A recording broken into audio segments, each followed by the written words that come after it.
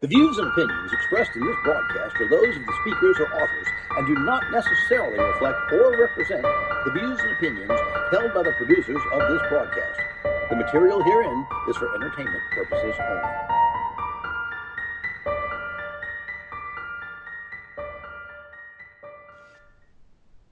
Welcome to the Scariest Paranormal Radio Podcast. Tonight, I have with us Renee Marie Tennant. She's a psychic medium and an energy worker, spiritual guide, and teacher. She's also a paranormal researcher, investigator, and lead transient vibrational communication research project. Born and raised in the Adirondacks of New York State, Renee shares her birthday with a great aunt who also had the same abilities. Renee spent this lifetime sharing her knowledge with those who are inquisitive, wanting to learn. She's been investigating in the paranormal since she's a teenager, and she's done many different locations all throughout the area. Renee has incorporated many of her past life knowledge into this current lifetime. Her last life was on the Titanic, and her birthday is the same day it sank. Welcome, Renee. Thank you. Thank you very much. I'm so excited. We're excited to have you here tonight. What we're going to be talking about, though, is not your average paranormal investigation. We're going to be talking about attachments. And why do you want to know about attachments? Well, because if you're doing paranormal investigations, what if something attaches to you? What are you going to do about it? Who are you going to call?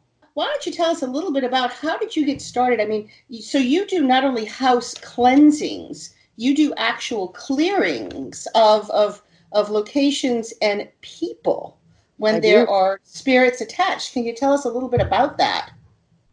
Well, it just sort of happened, and it's not anything that like I go out and seek, obviously, because it can be dangerous, just like anything in the paranormal or anything in, regular life.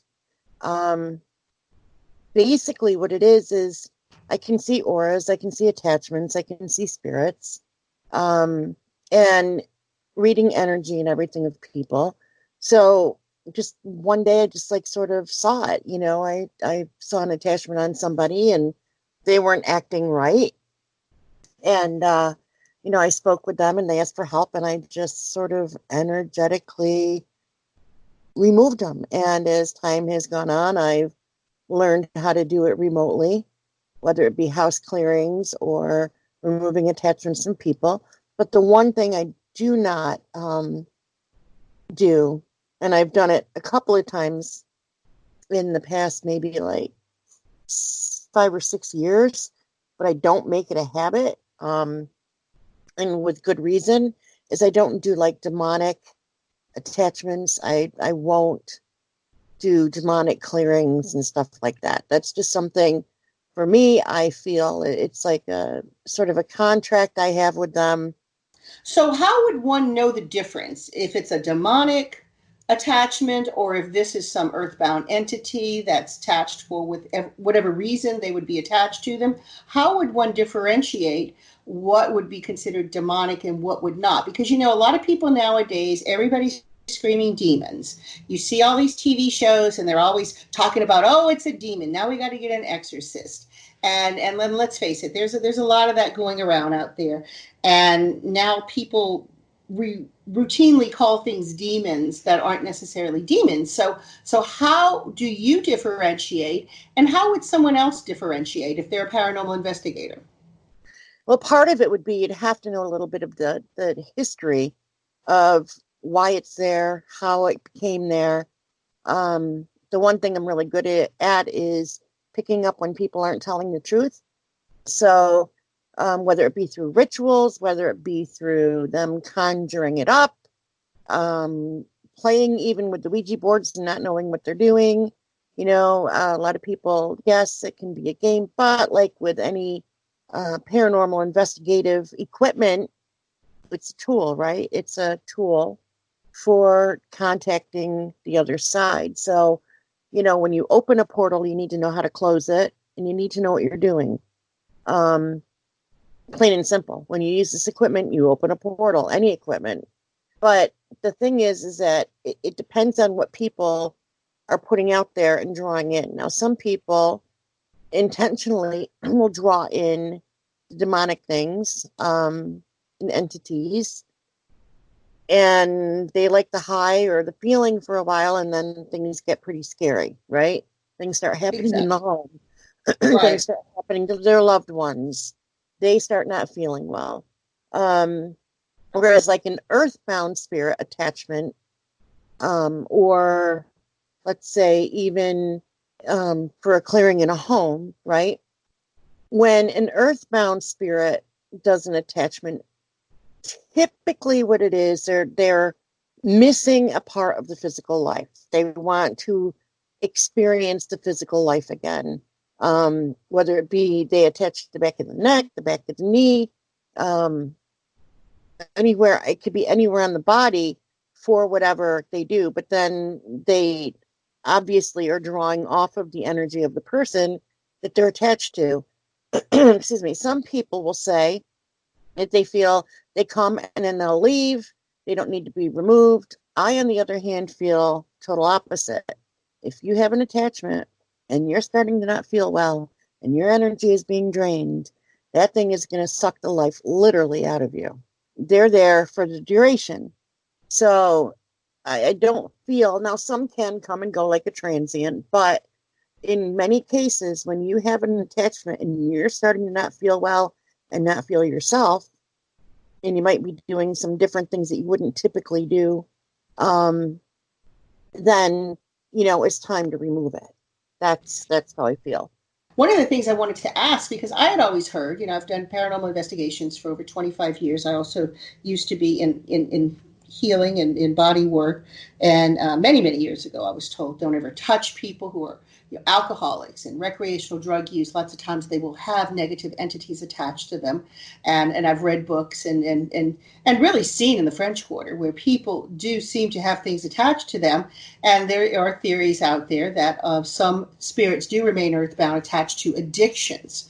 So, I understand that aspect of it, but what would one have to do to get something attached to them, if they're not doing some sort of conjuring kind of work? Because I know people dabble with trying to conjure up spirits, and that always spells trouble. I always tell people don't do that because that's a good way to open a door. But in the course of a routine paranormal investigation, what would one do to get something like this attached to them? I mean, is this something that you feel happens just routinely, or does someone have to specifically do something to bring something like this on? How do they open themselves up to it, and how do they protect themselves to it? Okay. During an investigation, it could be a number of things. Okay, number one, fear. Fear is the biggest thing. And I tell people, you're always in control. You tell yourself you're in control. You tell them you're in control. You feel that you're in control. Obviously doing protection before any investigation is imperative. But you're always in control. If you have the slightest bit of fear, you've lost control. You're a target. If you have a cold, if you are say you're depressed and you're going on an investigation, even allergies, females with their menstrual cycle, anything like that, upset stomach, just feeling off, being overtired, and going on an investigation, you are an automatic target. Plain and simple. You can get an attachment.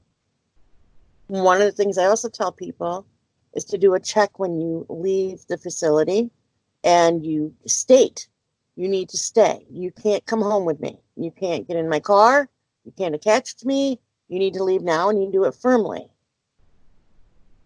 And then do sage, smudge yourself, or Palo Santo, and, go from there. But the thing is, too, though, the common person can get an attachment, and I tend to deal with that, too.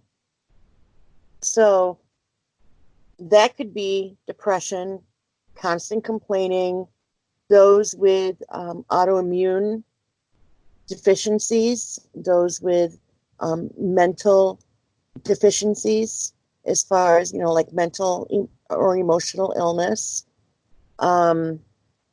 people who have addictions to drinking, to drugs, people who are on medication, like lots of medication, are all susceptible. And it's the same thing too with the paranormal investigating. I mean, any of that goes for paranormal investigating. If you have like autoimmune deficiency and or some sort of chronic illness or anything that's like continual, if you're in pain, you should not be investigating. You have no right investigating because you automatically become a target.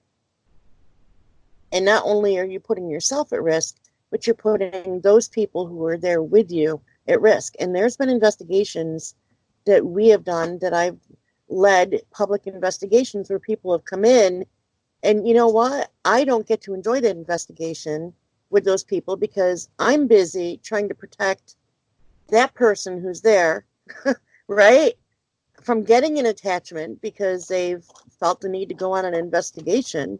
And by rights, a lot of people, they're intrigued, but also having to protect those other people that are there. So it's kind of a common sense thing. If you don't want to put yourself at risk, or you don't want to put the other people around you at risk, then common sense says, if you have anything going on, or you're drinking, or the drugs, or anything like that, if you're not feeling up to par 100%, you just don't go. You don't go. Now, Right. and the same thing too, you want to talk about drinking, but your three main places that you're going actually that you're going to get an attachment from is a church, believe it or not, a hospital, a bar, and a cemetery. Those are the most common places that people, if you frequent those places or whatever, or if you've been there a while, could end up getting an attachment. All right, let's talk about the different places that you go to, because the cemetery I get, because I mean there are, and people have to understand, and I say this as a medium myself, I say this all the time to people: your loved ones are not hanging out in cemeteries. The people that you see the names on their tombs, they're not there. Correct. They are not hanging out in the cemetery waiting to wave at you when you come to do paranormal investigations. Yes, you will get a lot of activity, but that's not who is there. There are negative entities who hang out in cemeteries, and they're waiting for somebody to walk in, and they're looking for some vessel to attach to so that they could live vicariously through them, through their physical body. And I totally get that. And the same with, hospitals, sick people. You got people dying. You got people dying of trauma. You got people who don't know they're dead yet. Mm-hmm. A variety of things. What else can you think of with a hospital? Why somebody would get an attachment in a hospital other than, trauma? Because to me, that's the number one thing that pops up. Somebody dies and they don't realize they're dead yet. They weren't ready to go. Exactly. And it's really interesting because I've done a lot of clearings on people who have been a patient in the hospital, and they're like, something's not right. I'm not feeling right. Something's off, and and instantly you pick up on it, and you pick up on that other energy, and it's there, it happens, and you have to do the removals, and it's sad, but hospitals are like a breeding ground for attachments, right. Well, yeah. And sometimes I just it's there in the back of my mind. Somebody could be doing absolutely fine, they're a patient there, they might be going home, and suddenly things just boom, downhill, right?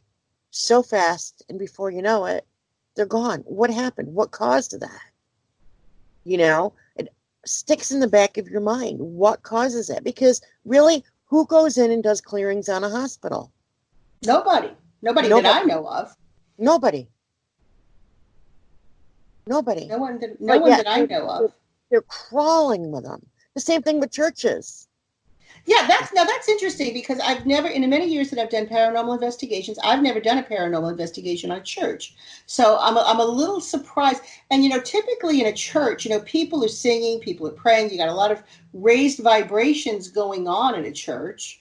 So I'm a little surprised, to hear that a church would be a place where one might pick up Mm-hmm. a disembodied entity. So can you elaborate on that a little bit?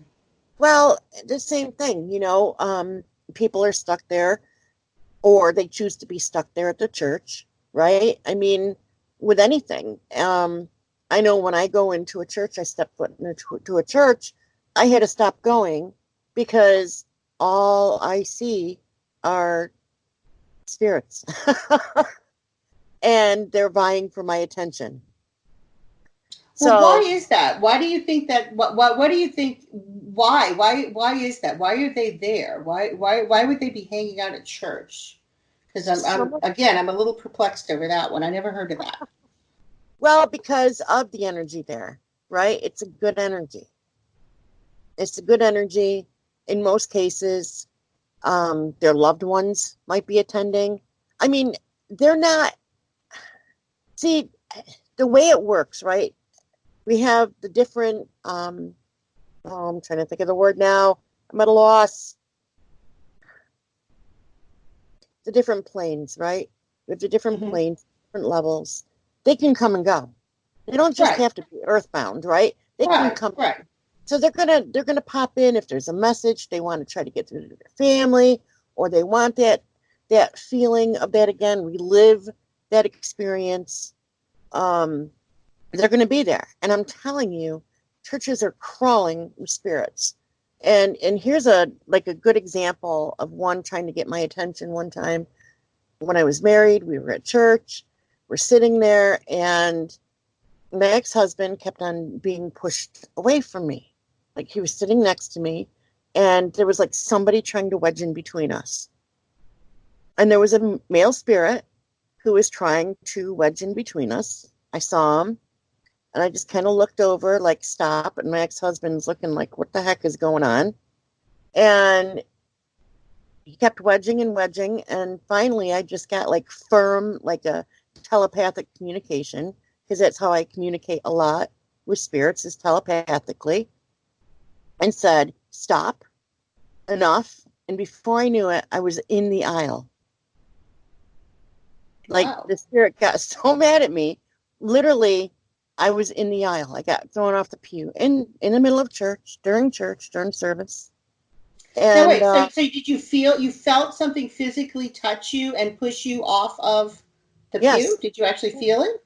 yes, yes. And I was mortified because I wouldn't give that attention. I wouldn't acknowledge. And that was actually the last time I really went to a regular, went to mass regularly, because I can't go in and I can't focus because of all the spirits that are there that are vying for attention. Place is calling. You figure, in a lot of cases, the last place in a lot of when a person dies, right? They're placed in the church and they do the service, so somebody True. can come around. Just like if, say somebody were to die traumatically, in an accident, right? Sudden death, they don't realize that they're dead. They're going to either stick at that accident site for a while, or they're going to stick with that vehicle. It's the same concept where, okay, everybody was here, everybody was there, because not everybody goes to a cemetery anymore, because a lot of people are cremated, and they might take the ashes after, right? Right. But they still do the full casket and viewing and everything else. So they're going to be at the church, or they have fond memories of the church, or now, and I'm not trying to point fingers or anything, but with the Catholic Church, look what's been going on. Look at what's been going on through the years. We've been discovering there's been a lot of sexual abuse with the Catholic Church, right?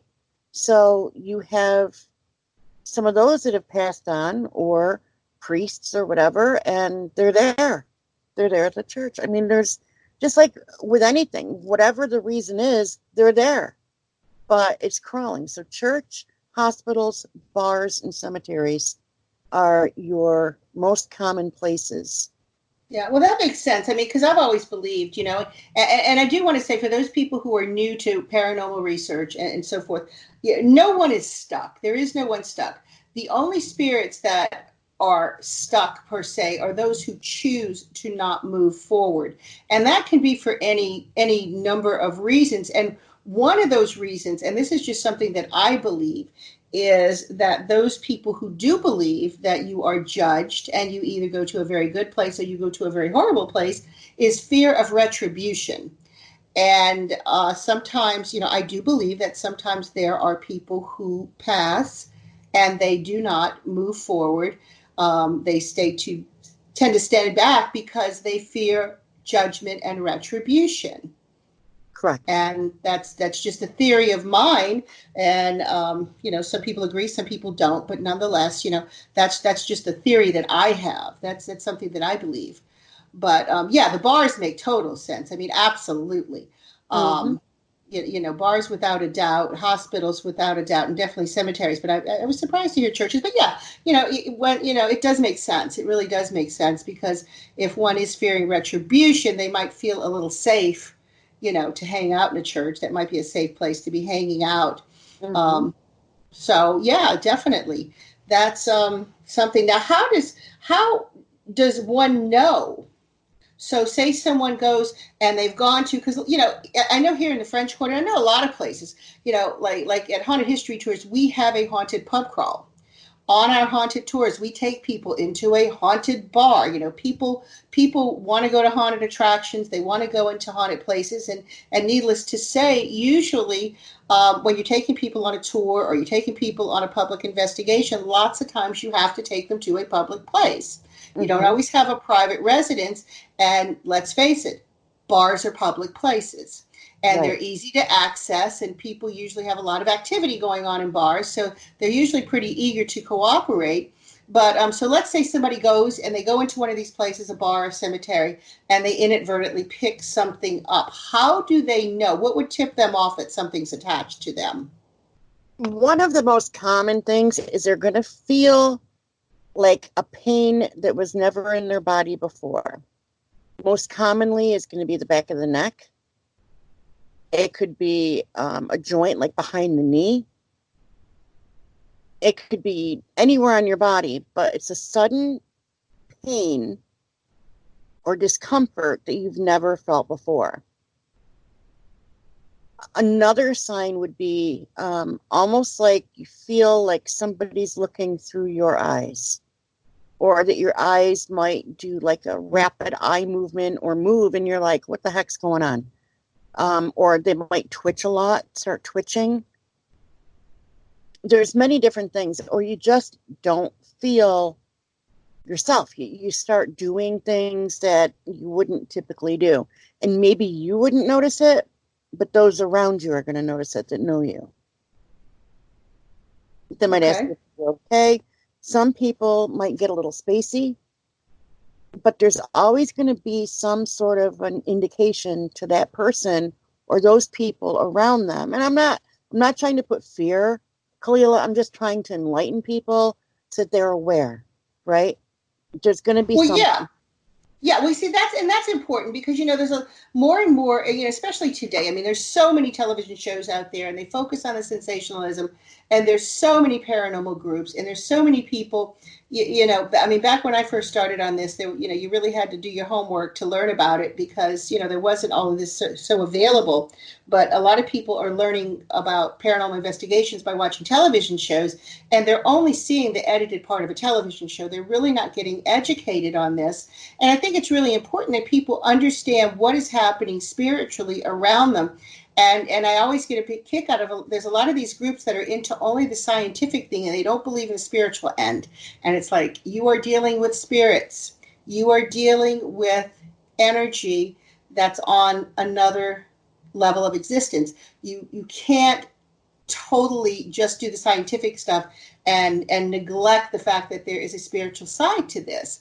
And you really need to be aware of what you're opening up around you. You need to be aware of what you're walking into. You need to be aware of what you are possibly subjecting yourself to. Many people think they're invincible, and it's not true. I mean, we are all subject to this. I mean, every single one of us. I can tell you one time, probably like 8 years ago, I worked at a convenience store, and I had to be to work at like 4:30 in the morning to get everything up and running.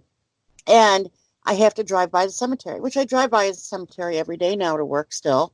But I was so tired, and I'm driving into work, and I didn't put up my protection.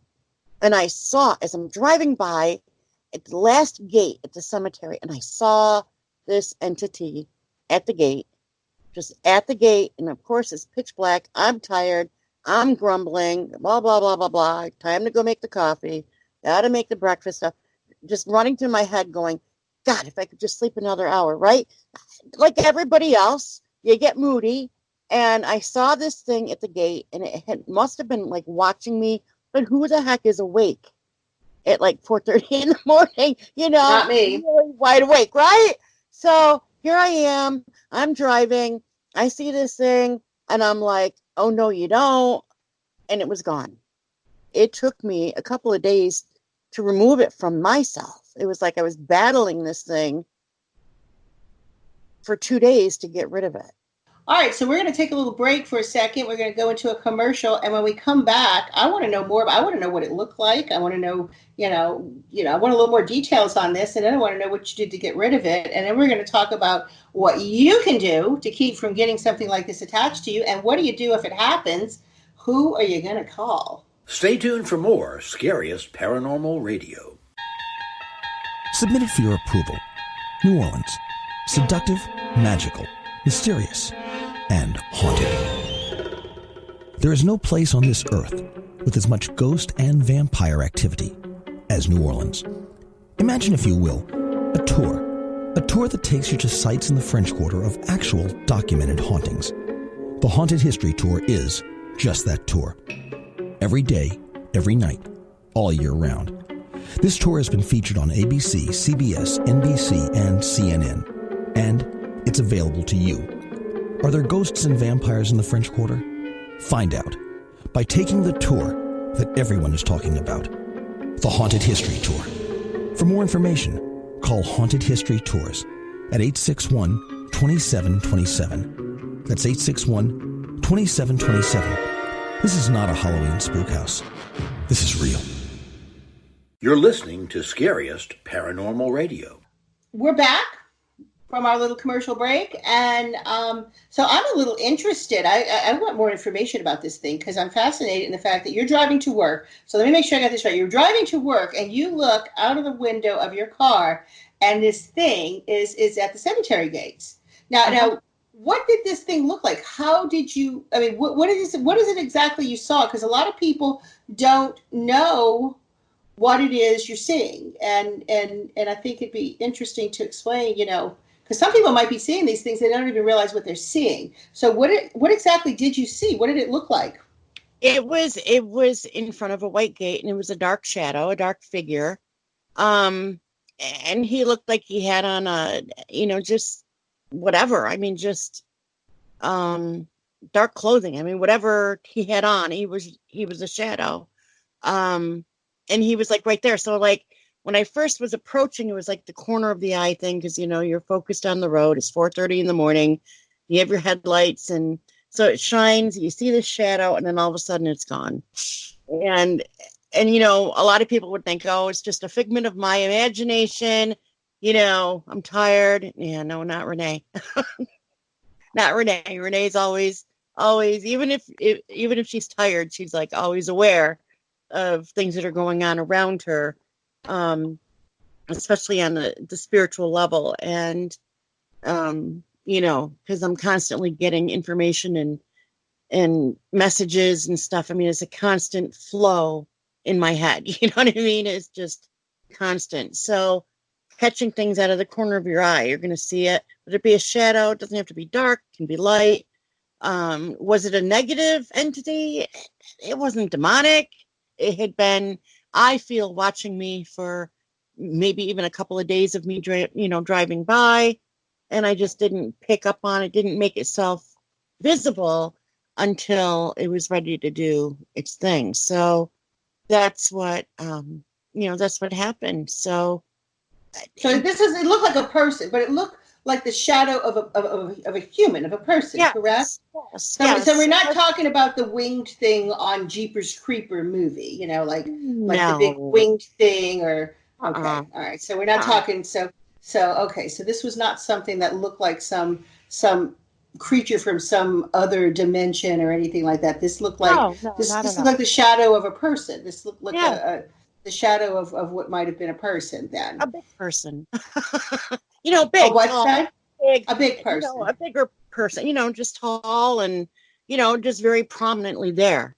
Like I said, I don't think it was anything negative, but low vibrating, possibly, yes. A little bit lower vibrational. Then again, I was lower vibrational because I was tired. It was early in the morning, so it's these things that they look, they watch, they know, they see, and they're going to take advantage. Now, do you think you're a target because you do what you do? Because I would feel like, since you do what you do, that would make you kind of a prime target for those types of entities. They do. They're going to try. And that's why I try to keep my vibrational energy up. I keep myself shielded, protected all the time. I fly high with Archangel Michael and some of the other archangels and ascended masters. So I constantly have my own protection around me, my own team, per se. Also, like I had messaged with you the other day, some Native American spirits are also very, they're around me. So whenever I feel uncomfortable or feel that I could be at risk or anything, they're there. You know what I'm saying? They're there. They show up in one form or another. So I keep myself protected as best I can.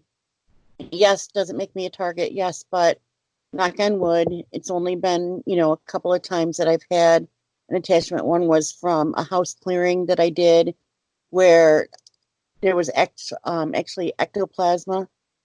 And that one was from a Ouija board.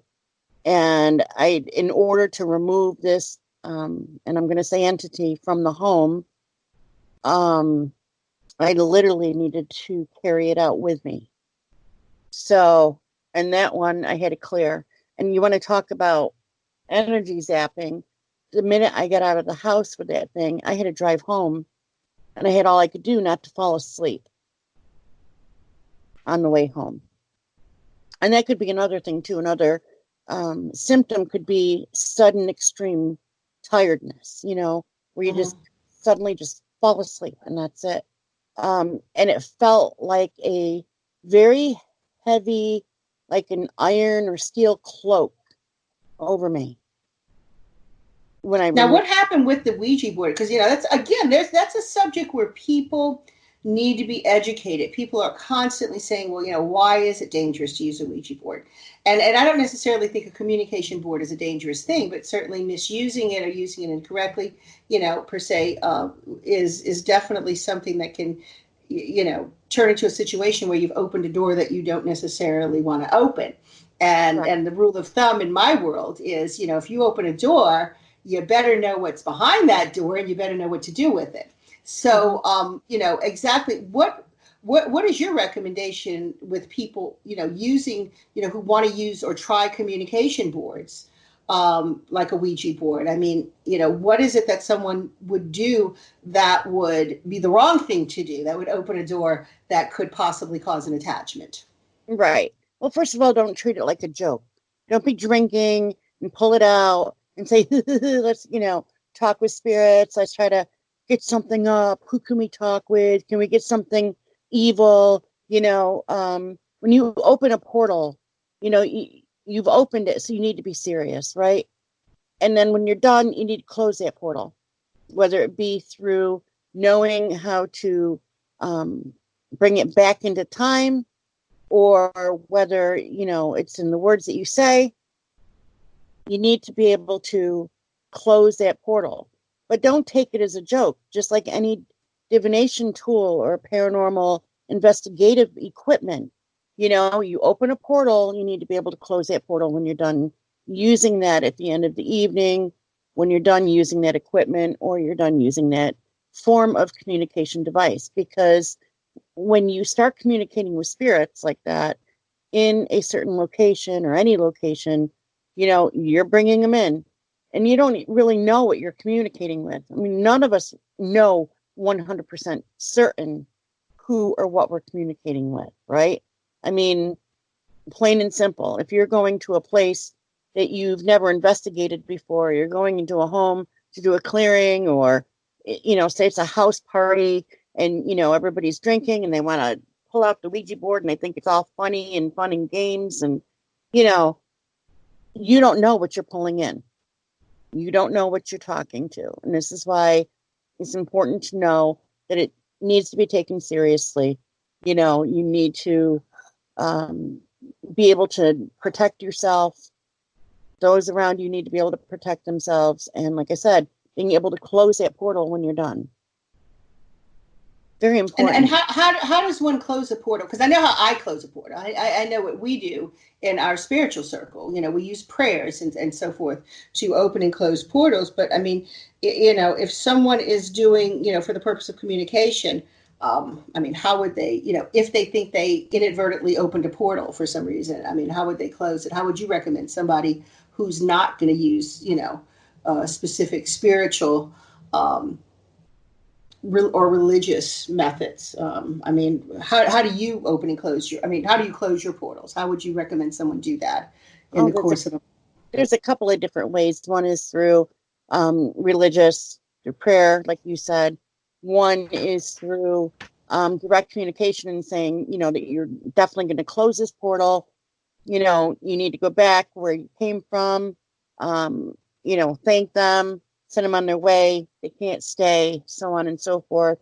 Another thing is some people use with the direction of like their pendulums, or it could be with the blanket, depending on which way. Some people open it going in one direction, like going ahead in time or back in time. So you need to be able to know like which way you opened it and then going the opposite way of closing it. Some people use candles, and doing north, south, east, and west. It just all depends on that person and what the knowledge is. And my thing is that people need to research. People do need to educate themselves. Absolutely. So it's very important. So there's several different ways, whichever way you're comfortable with, but never forget to close it. Whatever you open, you have to close. Yeah, that's the rule. I mean, you really do. And honestly, in my opinion, I think if you're doing a paranormal investigation, I don't think that's the time and place to be doing that sort of thing.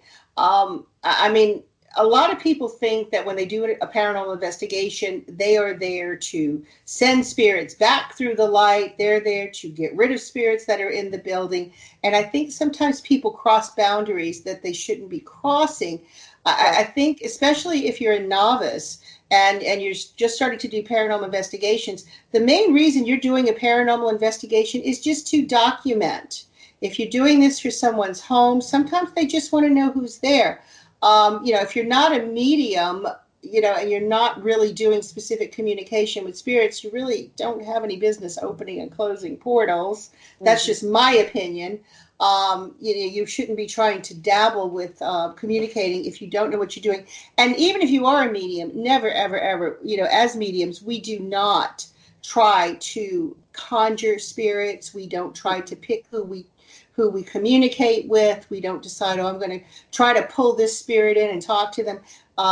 We never choose. That's always a decision that's made on the other side. When communication happens, it's very organic. It's something that happens by choice, by spirit's choice, and it's whoever comes through. It's not something that we try to force. And I think that's the biggest thing that I have seen where people have gotten themselves into trouble, are people trying to force something to happen that was not going to happen organically on its own. And I think that that's where people really start getting themselves into trouble, is when they start trying to manipulate spiritual situations, and that they really have no control over. Nope, you're correct. And, it has to happen naturally. And that's like when you're doing a reading, and people, they want to hear from so-and-so, and it's whoever comes through. Right. It might not be that person they want to come through, but it's somebody who has something that they need to say. Right. Well, that's what we tell people all the time. I mean, you're not going to get the message you necessarily want to get, or hear from the person you want to hear from necessarily. Sometimes you do, but you will always get the message that you need, if there is one. And sometimes that message is about you and not necessarily, from the other side. It's more of a psychic message. But yeah, I think with paranormal investigations, I think the biggest key is for people to get proper education, read, explore, learn, step outside of just watching a television show and basing your knowledge on what is on that television screen, because what you're seeing is a planned show and you're seeing the finished product. You're not seeing the entire investigation. And there's a lot more that goes to it than what's seen on that television screen. And I think that's a lot of what people don't realize. And I know a lot of people that have gotten in trouble trying to mimic what they see on the television screen that was based on sensationalism and not necessarily based on their ability to know what they were doing. Let's talk a little bit about what somebody does. So let's say somebody feels that they have something attached to them.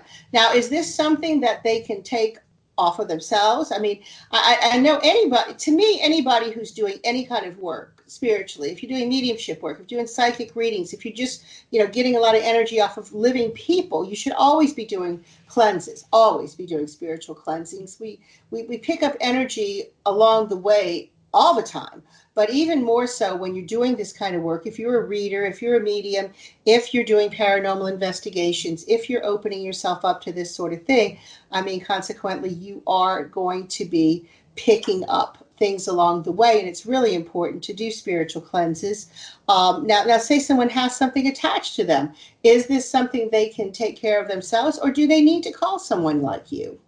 Some people can do it, and and it takes time, and I tell people to call in the angels or whatever they believe in prayer, and to push to push, like from inwardly, like light up your inner, your solar plexus and let it go out and radiate out, and push as if it's going to sound gross, but like with your whole body, like you're going to have a bowel movement, and you push and you push and you tell it to leave, that it has no place, it needs to go back where it came from, that you are in control. And some people can do this, some people can do it, and that's great. The people who I've had are afraid, and they want to know that it's gone, and they want to know that it's not going to happen again. That the same spirit's not going to come back and try to latch on again. One of the things that is picked up on a lot of EVPs and stuff like that, like one in Indiana, when I went to and then did a remote viewing and did a soul projection in to do a removal from a group home, okay, with the team there, was, oh no, she's coming long distance. So wow. I'm well known spiritually on the other side. And so there's a couple that might try to play some games, but if they know that they're going to be dealing with me, sometimes they'll go on their own. You know what I'm saying? And other times they will try to battle, and I just have to do what I have to do.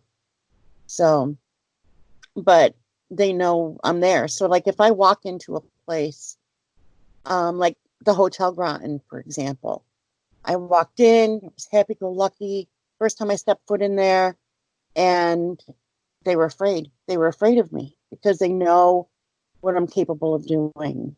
And it literally took me, and we have that I believe on recording of them saying that they were afraid of me. And it took me literally sitting down and talking with them and telling them that I'm not there to remove them. I'm not there to, displace them or anything like that, that I'm there to get to know them, to celebrate them, to celebrate the life that they lived and to help heal them. Because, of course, we're talking the Underground Railroad, we're talking slavery, slaves. So we're talking a lot of trauma to them. So trying to heal them from that traumatic experience and getting them to realize that they are free, right? So, but they know what I'm capable of doing. So they were afraid when I walked in there that I was going to send them all away. And that wasn't why I was there. So I had to sit down and explain to them. And then once I was able to explain to them, then the EVP started coming. Then, the equipment started going off. Then, everything was like fantastic. So it's being able to go in there. I do several different things when I do it. And I take it very seriously, like I said, because it's a serious thing. I put myself at risk. And, so I'm very cautious with the type of removals that I do. Yeah, and I think that's something that people need to realize, again, we're not talking about demons here, guys. We're not talking about, demonic spirits. We're not talking about, possessions. We are talking about entities. These are presumably entities of people who were once living people. And just because they have not moved on and they are staying earthbound or attaching to people does not mean that they're evil. We're not necessarily talking about evil spirits. It could be they're scared. It could be that they're still traumatized. There could be a lot of reasons, just like in our lives here. We have denial, we have trauma, we have issues that need to be worked out emotionally. These things carry over into the afterlife. And people still have to work through things. If they didn't work through it during their life, you're going to carry it into the next realm and you're going to have to work on it there. So, just realize that just because a spirit is troubled doesn't necessarily mean it's an evil spirit, doesn't mean it's a demon. And I think we need to be clear on that, because I think too many people are throwing that term demon around, and everybody thinks that everything's a demon and everything's a possession, and that's not necessarily the case. And sometimes, you can, I guess, rationalize with these spirits and get some work done. I would imagine it's a little bit tougher if you're dealing in a situation where there is a spirit that's attached to someone that's driven by some sort of an addiction, like with the drinking Right. or recreational drug use. And for something like that, I mean, you've got to stop the addiction. The individual that's getting these attachments, that's attracting it through that type of activity, has to stop the activity. They've got to get a handle on the addiction before they're going to be able to get a handle on the attachments. And that I do know. But so like some mental disorders, it's the same thing. Like with say, for example, somebody with schizophrenia, right? And they'll call in, they'll say, they're battling their own demons, right? And it's not demons, but their own inner demon, but they're actually calling in these attachments. And they do hear them, don't get me wrong, but they're almost like manifesting them or calling them in, right? And so it'll be different, because I work with those who are also on the side with, schizophrenia and some of the mental illness, and helping to remove some of these attachments, right? So they're more like sessions, you know what I'm saying? Because it's not just removal, it's more of trying to reprogram the brain and how to avoid the situation and hopefully permanently avoid it, so that they can lead, a more peaceful life, right? So, yeah. And you want both parties to be at peace, the spirit and the individual who's here on the earth plane as well. Everybody should be at peace. Exactly. So it's really one of those things of knowing what type of a person you're dealing with, in the physical world, not just the one on the other side, you know. Yeah, and I mean, and there's always these people who go looking for this kind of stuff, and I've experienced that myself, where people are looking for this kind of stuff, and then they go back and they keep looking, and the rule of thumb, guys out there, those of you out here, it is nothing to take lightly. It is very serious, and it can be dangerous. And the bottom line is, if you go looking for dark, scary things will find you, Mm-hmm. and Well, you know what, sometimes they will come home with you. These demons, everybody gets so hooked on these demons. A demon is not going to go to the average Joe Schmo. Plain and simple. They don't care. They don't want the average Joe Schmo. They're going to be going after the ones who conjure them up, who call them in, and they have some sort of ritual or whatever they're doing to bring them in and think it's fun, and or try to send them after other people or whatever. A demon is not going to waste its time on the average person. No, it's not. It's really not. Well, Renee, we're running out of time, so why don't you tell people how they might get in touch with you if someone thinks that they have something attached to them, or they're interested in getting a reading from you to see if something is attached to them, or if they just want to learn more about the other things that you do. Let me start that over again. So Renee, why don't you tell everybody how to get in touch with you if someone is interested in some of the things that you do, if somebody has a paranormal investigation, or if someone wants a reading, or if someone feels that something's attached to them and they want to learn more about what they need to do, how would one get in touch with you? Let's get some of your information out there for everybody. Okay.